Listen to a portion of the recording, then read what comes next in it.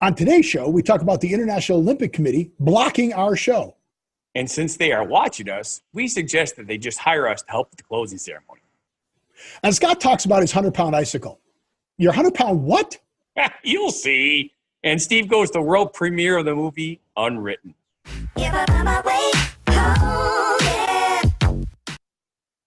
Welcome to What Happened to the World Today. I'm Steve. And I'm Scott, and this is a tale of how bad life decisions led to a YouTube show. And we're going to talk about what's going on in the world today, or at least what we think is going on in the world today. Well, yeah. Did you know we were international? We were. How awesome is that to be international? Yes, the International Olympic Committee watches our show. That is so cool. I wonder how many of them actually watch it. The whole committee, or is they just have one person from the committee? I'm saying watch all of them did. I think they should. So I don't know if anybody noticed, but show 71 was taken down. Yes. That would be International Olympic Committee. Is that not the coolest thing? Because we showed the skaters skating with the top off, and apparently, which was all blurred out. Apparently it's yes. Or whatever, but we took somebody else's video and put it up there and gave them credit. So I guess they're blocked too. So we're reposting it or we reposted it as show 71B. So you'll be able to get to that and go see that, because I think the other stuff was funny. We blocked out the little section, so you'll be able to watch that. But I thought that was freaking hilarious. Yeah, the cool thing is we still talk about it, so you just can't watch the video. So we fixed that. And it's a short section. It's like less than 30 seconds long, but pretty hilarious. I think it's great. Now, what I really wish I could do is find out who exactly in their effect was decided to block us. Oh, I think they decided to block that video everywhere because it's embarrassing to the that it happened. But it'd be nice if we could interview them about it. Well, I'm working on that. I'm working on, and I want to thank all of our viewers for keep subscribing, keep adding those numbers, because the more subscribers we get, the more people will be able to get on the show. I'm starting to approach people, ask them if they'll be on the show and do an interview with us. And we're getting to the point now where we're going to have enough subscribers that people will start doing that. So very, very excited about that. But I want to rip on the Olympics a little bit more. Okay. Since they took our show down. Yeah. Me. Now, I heard that you didn't see the closing ceremonies. No, I did not see them. Susie saw them, and I was going to record them, and they didn't get recorded. So you saw how they lit the torch? No. Okay.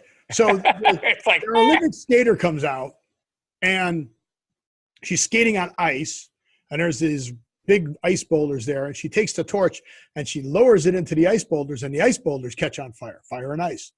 Cool. Then this long arm comes out all the way up to the cauldron, and the flames go up this arm into the cauldron and light the cauldron. Very cool. Yeah. So in the closing ceremonies, it's snowflakes that put out the flame. So all the snowflakes are showing. They have a big ice arena down in the center that they're doing projection on with all the snowflakes. Right. Then there's that big ramp that goes up, and it goes up towards the cauldron. And the snowflakes are going up towards the cauldron. And the snowflakes are going up towards the cauldron. And they get to the ramp at the top, and then there's the big gap with the cauldron. So as the snowflakes get to the top, then they just turn the cauldron off. I'm like, dude, snow machines. They could have put snow machines down in there where they had the ice pellets and had snow shooting up at the flame, going over the hard would that have been? I mean, it's not like they don't have snow machines there. Right? So wouldn't that have been cool? The snow is going up over, from the ground, so it comes up the ramp into projection. Then it's real snow shooting at the flame, and then they turn the flame off. That would have been cool. It would have been awesome. I agree. They didn't do it. All right, folks. We mentioned in a previous episode that when they need ideas, they should consult us first. They need to talk to us about this stuff, because I'm telling you, we're idea machines. That's right. That's all really, that's all our brains do, is just come up with crazy things. The crazier, the more interesting. Am I right, though? Wouldn't that have been cool? I think it would have been much cooler. Right? So I don't know what they were doing. I don't know what they were thinking, but whatever. We're putting our show back up. We put our show back up. 71B with the video edited out, so the International Olympic Committee is there. Exactly. They didn't extinguish the Olympic flame the way that they were there. They were there and they didn't do it. So I'm kind of bummed. The other thing I heard that was supposed to be pretty cool is they did CGI effects that only people at home can see. Oh, really? Yes. There's certain things that we saw on TV that they integrated so it looked like it was really happening, but did not actually happen there. So none of the people saw it there. Sorry, I didn't pay attention that much. But what I did pay attention is, I don't know if you saw any of the picture. I don't know what I was trying, 2 words I was trying to put together there. But I don't know if you saw any of the pictures of the drones that they had flying, and they did different shapes. They did a heart, and they did the panda bear and all that stuff up there. Right. I want to know how many of those little drones crashed during that. Because, some of them had a crash. It's a good possibility, although they're also, it's a computer program that ran the whole thing, I'm sure. It doesn't matter. Drones crash. Correct. So my neighbor's very cool. Let me borrow his drone. Yes. It's a $400 drone. So I'm flying it in the house. I am now not flying it in the house because I don't have the little guards. So I'm waiting for the new propellers to come. It should be here tomorrow. I don't know if I hit the wall or when it flipped over, it hit the ground. But one of the propellers broke off, so right. It doesn't fly now. I thought maybe Nala jumped on it or something. No. I don't want to fly it around her because if it hits her, I would be very, very bad. Yeah, it'd be very bad. So I was planning on, for these shows, having the drone. I was going to, I would be totally distracted. But I was going to have the drone come in from this side, right, fly and hover here, and then go. But there's a problem with this drone. The problem is the pilot, but it has collision avoidance. But yet I still hit the wall and broke the propeller. Right. So I'm trying to move forward. It won't move forward because it's sensing an object. Correct. I tried to move right. It wouldn't move right because I was too close to the object. So I'm like, I don't exactly understand how because it let me hit the wall. Correct. So I'm not exactly sure how that works yet. I'm still. Wait a minute. Was it a green screen wall? No, it wasn't. You could see it. It could see it. But no, it hit the regular wall. I wasn't even flying it over here yet because this is too narrow of a space for the drone. Maybe it thought it was the sky, so it thought it was safe because it's the sky blue pink or sky blue pink. Sky blue pink. Yeah, it was the sky blue pink. But it may take us the whole show for me to fly this thing over here. Okay, so I'll have to take it off from the ground in the open area over there, and then I don't know what I'll do, but I'll fly it over here. And I don't know but I'm going to try and get it to hover here, and you'll probably see it crash behind me, and we'll just continue on with the show. There you go. But would you control it, or would you have Peggy control it? I would love for her to control it, but I think I'll be controlling it. So you'll be seeing me here looking at the drone even though it has a screen where you can look. So one of my favorite shows we've talked about before was DRL, Drone Racing League. Right. Where it's first person view, and they watch through the front of the camera drone, and they fly these things through openings. And I'm like, okay, I don't know how they do it because I'm looking. Maybe if I had the goggles on, it'd be easier. Much easier. I have to look through it as opposed to, but I'm still trying to figure out right and left and up and down. And see, I tried playing a first-person shooter game with a friend of mine who talked me into playing, and I hated it, absolutely hated it, because you're on a flat screen monitor, and the sound isn't real. So, I had an opportunity at a convention to put on the goggles and the headset. I kicked ass. Really? Because it was like real. You're more into it when you turn, you see what you see. Yes. That's because we're old-timey and we're used to the real experience. Correct. Not the video experience. Correct. Oh, which is really weird because, me, I used to play video games from the beginning. I was one of the first pinball wizards. Well, yeah, but unfortunately, all those games were you looking at the game and acting with the game. Pinball's a physical game. You're moving the table. You're tilting it just enough so the tilt sensor doesn't go off. Correct. You are tilting that game, though. You are short of picking it up and making the ball roll back up. You're all Yeah, there's tweaks you make. No doubt about it. So that was pretty cool. I want to talk about the picture behind you there, though. I see you found your icicle picture. Yes, I knew I had it. Just couldn't figure out why it didn't show up before. But we were talking about the ice dams, and you can see how thick the ice dams are on this house. Look at that damn ice. Yeah. Ice dams. And it's not that I don't have good insulation up there. That's the side of the house that gets sun for 3 hours in the middle of the day. So it melts. And the sun, heats the roof. People don't realize this, but the UV rays go through the snow, hits the darker roof, and heats up the roof, so it starts to melt, and then it drips down to the gutters, where the gutters are in the shade, so they ice up again, and it builds up an ice dam.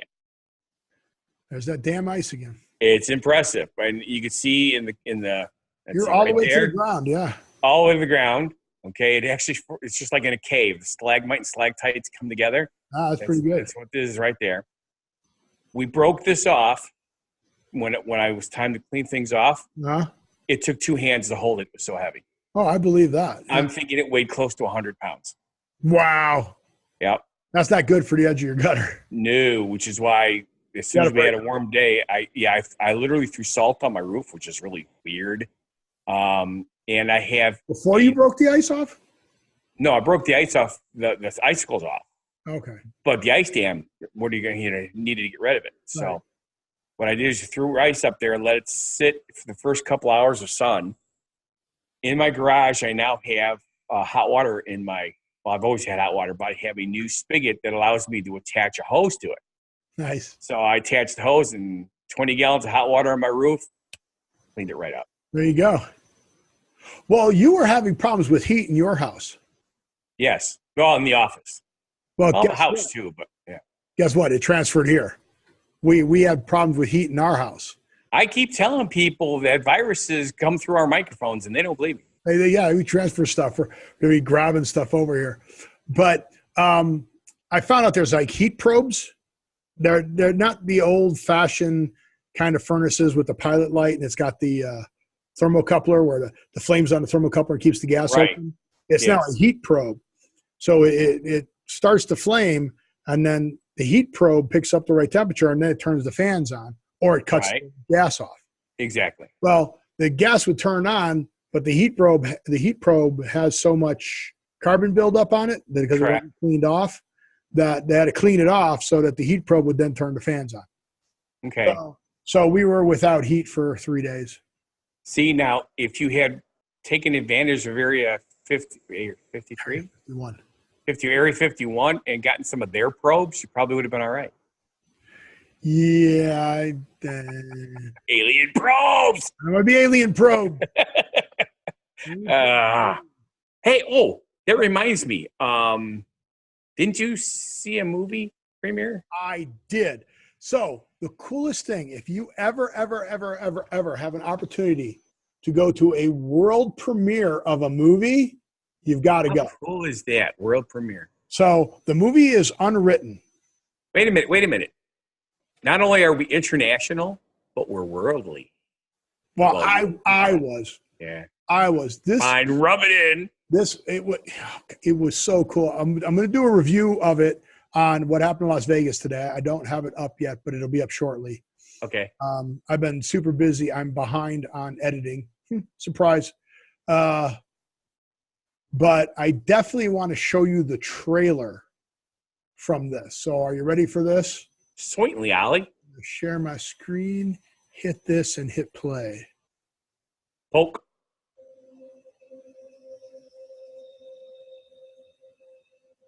Hey, it's Las Vegas. Welcome to the Omega Used Bookstore. It is. So you live here? Yeah. How do you know my daughter? I told you, she called me. I'm a psychologist. She's very worried about you. I have to find that book. You're wasting time. He's going to be back any second. Who's coming back? Sherwood! He's the villain of my story, and he was just here in my bookstore. You wouldn't happen to be from Boulder, Colorado, would you? How'd you know? What makes you think he's going to destroy the world? Because that's what I wrote. The Ultimate Weapon by Albert Flinch. This weapon should never be tested. Just get it done, Doctor. There is no way that your character can be real.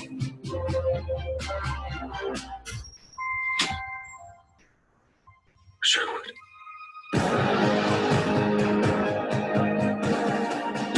We're dead. All of us.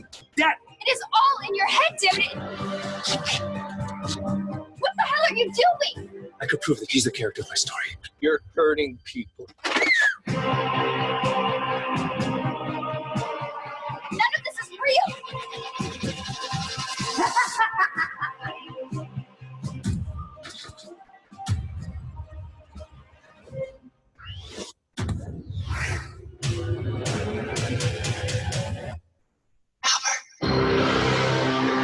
Where's Dr. Tanner? He's probably busy psychologizing some nut job. Cool. Yeah. How cool is that? It was such a good movie. I don't know if you could see my reactions during even the trailer. Even the trailer gets me going. It is so good. And all the stars are out of Las Vegas. It was filmed in Las Vegas at a local bookstore. The actors, even Lorenzo Lamas was living in Las Vegas when they filmed it. Cool. So that's pretty cool. But Mark Justice, the guy who plays the bad guy, is the nicest guy in the whole world. I'm like, he's really, really nice. And okay, I see you didn't tell us which one of the two characters was him. He was the one with the knife who cut his face. He was the bad guy. He was Sherwood who was trying to go. Not the guy you saw out there the most was Gabriel. Gabriel, he's a real nice guy. I'll tell you about him in a little bit. But Mark Justice is a really nice guy. And when I was talking to him, I go, okay, you scared the hell out of me, first off. And second off, let's just put it this way. I'm not going to a bookstore with you. Right. Yeah. Exactly. So the guy who grabs the girl through the thing, and right. The guy who's got the knife, and that's Mark Justice. But Ben Stober was the psychiatrist who was tied up, and I'm trying to remember what was in the trailer, what was in the movie. But so he's a really good guy. He talked the producers and the director into holding the premiere here in town. So it was at AMC Theater here in town, which is really cool. The money or the profits from the premiere are buying books from, and I'm going to get this wrong, getting it from the bookstore that they filmed in, and then they're donating them to a charity here, which gives books to people. Cool. So I thought, like, all Vegas stuff, all really, really cool. But Gabriel was so good in that. He was the bookstore owner. Right. He was the guy who wrote the book. Okay. I mean, it was just so. Well, see, in the trailer, they sort of almost make him look like he could possibly be the bad guy. That's why. In the movie, he could be the bad guy. Right. You're believing he's the bad guy, and then things happen, and I don't know if he's the bad guy. Maybe he's not the bad guy. Yeah. And then Brittany Hoza, who played Liv, she was so good too. As his daughter. That was the daughter. Right. She's in there. But for an independent film, it was so good. So I'm going to tell everybody now, you need to go out. You need to find an independent film festival or independent world premiere, or go watch independent films, because I am telling you, these people were so good. I'm trying to see Got Films, and Neven Films was there. It was for a part of production company. One of the things that has always annoyed me about independent films is, since they don't have the money behind them, they don't have the special effects that we're used to, but the plots, storylines, and acting are almost always fantastic. Oh yeah, the music. Well, you heard the music in the trailer. Yes, music in the trailer was just super. So, yeah, I mean, I'm for Dale Neven, saying this is his first movie, right? Written and directed. I mean, yeah. 3-4 thumbs up. We'll go 4. You're 2. I need your 2. That's only 2. There's 4. 4 thumbs up, even though you didn't see it. But yeah, I'm telling you, it's part of the transition that I'm trying to make with what happened in Las Vegas today, because, strip shows, you expect those to be good. Yes. Right. If you're on the strip in Las Vegas, or if you're downtown in Las Vegas, you're at a major casino, it's going to be a good show. I mean, that's what you're counting on. Now I'm starting to branch out, and I'm starting to go to local bars, picking up local acts, supporting, local arts altogether. We have a thing in Las Vegas called First Friday. So the first Friday of every month, there's an art district downtown where they come out and all the artists, and you go through and they bring out and stuff like that. So I'm really trying to build that up. So when everybody's subscribing, we'll be able to invite these people on and interview them on what happened to the world today. So we need you to keep subscribing. We need you to keep mashing that button, hit that big red button that says subscribe, and let all your friends know to subscribe. Yeah. The big thing is share. Share? Yeah, yes. Share.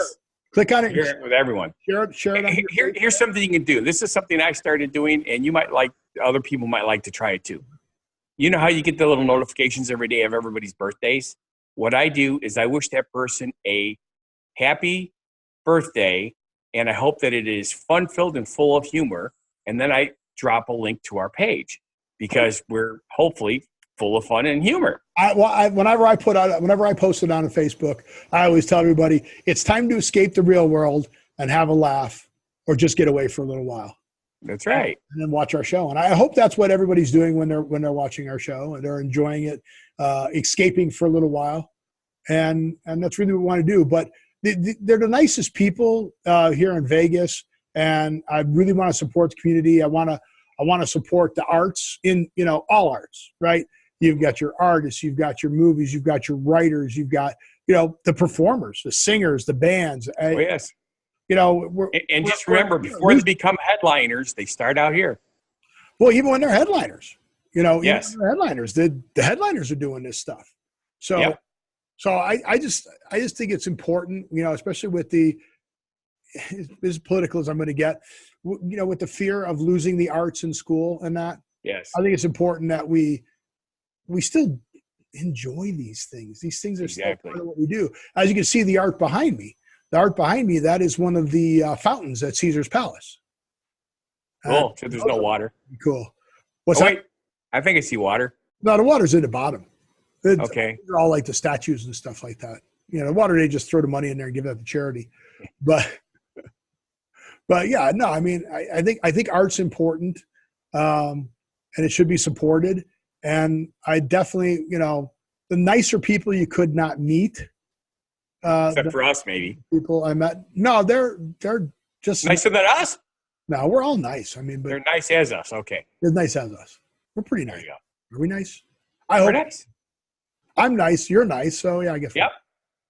I'm not guessing. I nice and positive, and I just think it's awesome that I like to escape. Can you tell? I really like the movie. I really got involved in it. I want to go away like that and not have to think about the world. Go read a book. Go watch a movie, but just go away for a little while of all of everything that's going on. That is just ridiculous. So it's always good to once in a while escape from reality. I do love that. It's fun. So with that, I want to thank you for watching. And if you feel our show is not a bad life decision, then please subscribe, watch our other shows and channels. Go back and find 71B so you can see where the International Olympic Committee said, we're killing your whole show. They took the whole show off. They didn't just block out that. They took the whole show off. So yep. I did a little edit and re-uploaded it. So go watch that. See why the Olympic Committee says Steve and Scott are no good. And I want you to live every day, and we'll see you on the next show. Have a good one. Crazy, just